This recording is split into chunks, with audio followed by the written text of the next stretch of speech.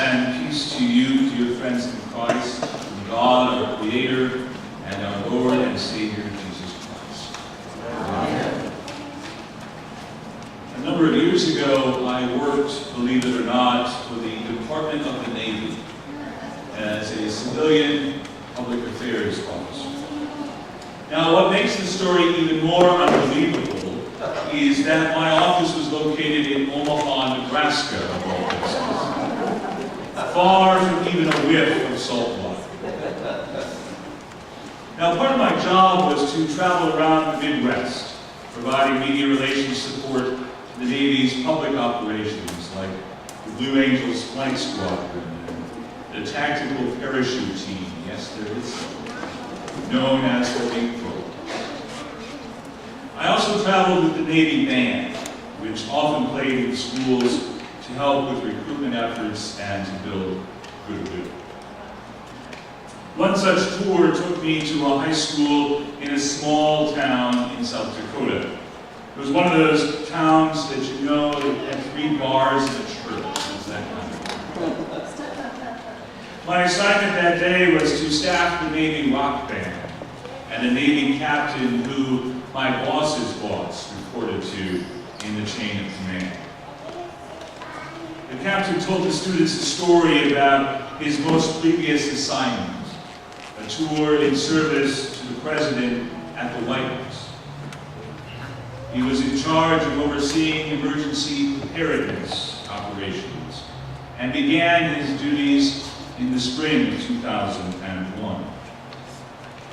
In his first few days on the job, the captain asked the officer training him about all of the binders that were filling the bookshelves in his office. Binders marked with labels like domestic terrorism and large-scale disaster. The officer training him said, "Oh, don't worry. No one's looked at them in years and they're collecting dust. You don't need to look at them yet." A few months later, on the morning of September the 11th, 2001, the captain found himself grabbing those binders as he walked down the halls of the West Wing to prepare to brief with the President and the President's cabinet.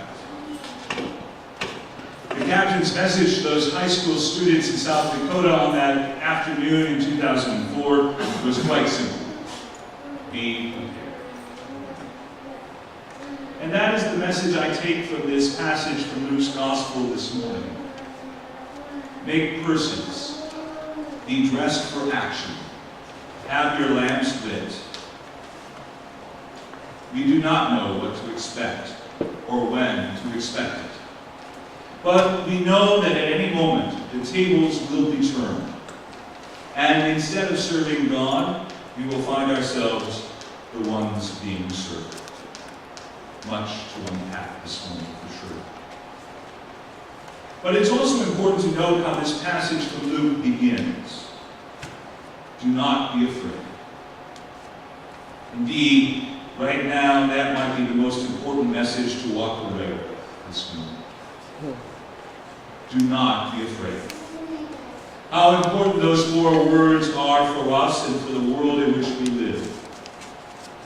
Indeed, fear seems to be engulfing us at times. We just witnessed 2 weeks of national political conventions in which fear took center stage each and every night. Do you remember? While the messages were different and the proposed paths forward for our country were in stark contrast, fear was ever present. For some, the fear expressed was the fear of immigrants, of Muslims, of brown and black bodies, of women leading, of scarcity and diversity.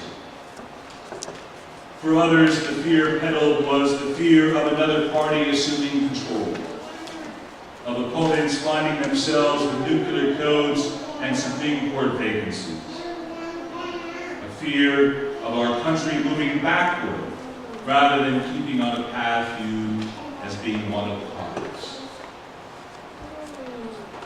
Regardless of where one falls in the political divide, there's no doubt that fear motivates and fear divides us.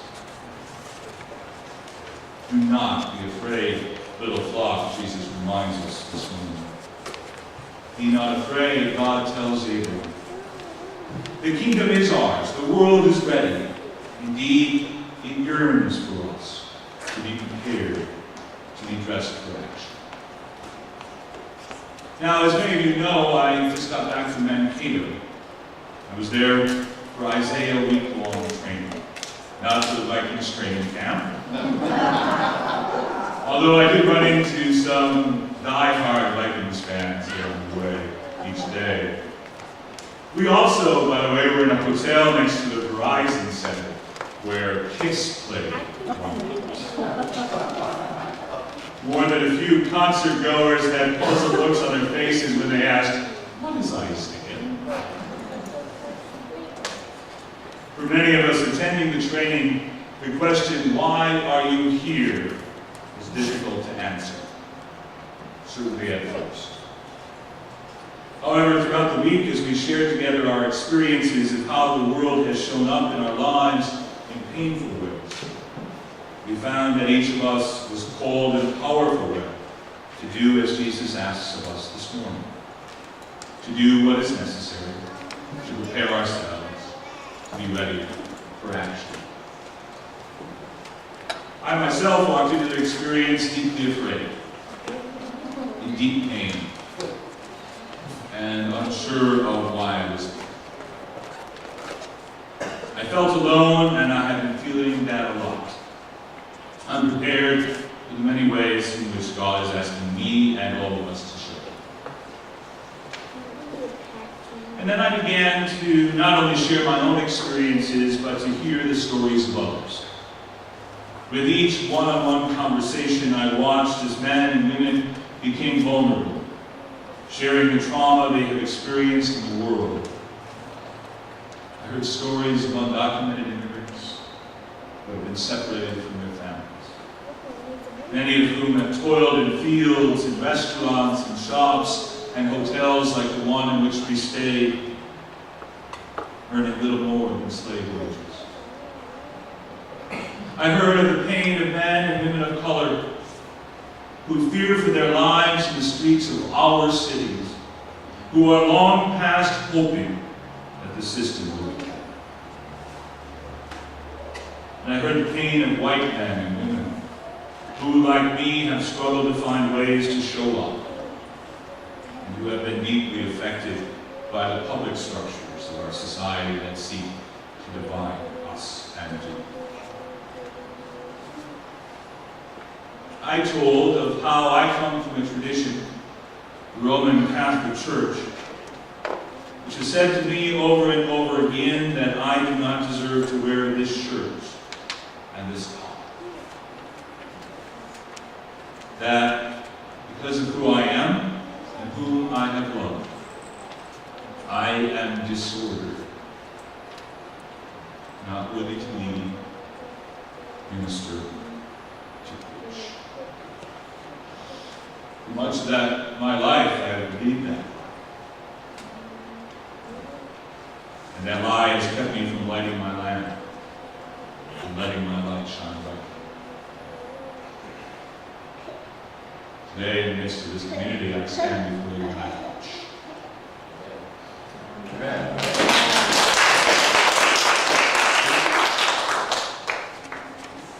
I also shared of how I, as a white man, am deeply afraid of wanting to show up in the struggle for racial reconciliation as someone who believes he can save the dead.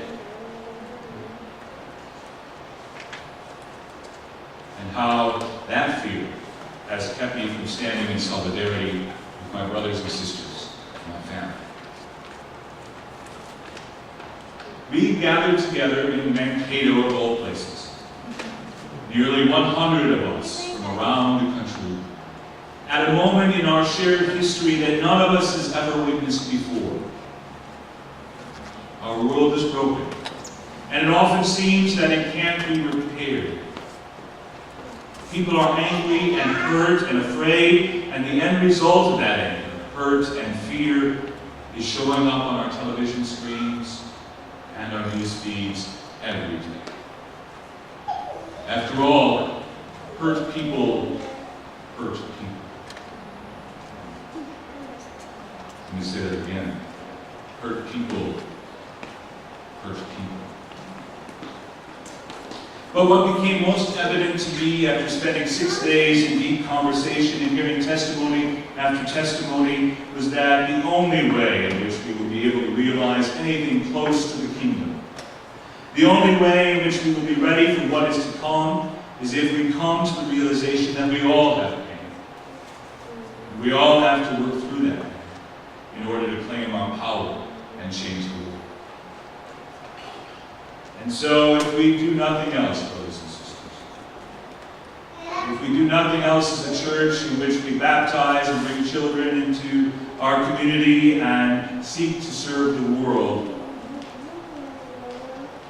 let us help each other realize the pain we feel.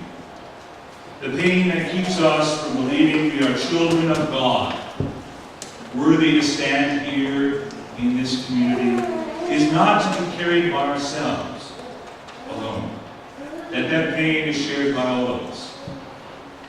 The details are often different. The depths are varied. But may we help each other realize we are not alone and that there is a path forward beyond what often seems impossible to walk through. Let us say to each other, I see you, I am you, and I love you. I see you, I am you.